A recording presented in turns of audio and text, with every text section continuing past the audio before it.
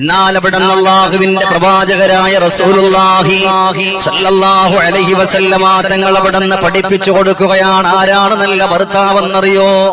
ആരാണ് നല്ല ഭർത്താവെന്നറിയോ? ആ ഭർത്താവിന്റെ ഗുണങ്ങൾ അറിയോ? ആ ഭർത്താവിന്റെ സവിശേഷതകൾ അറിയോ?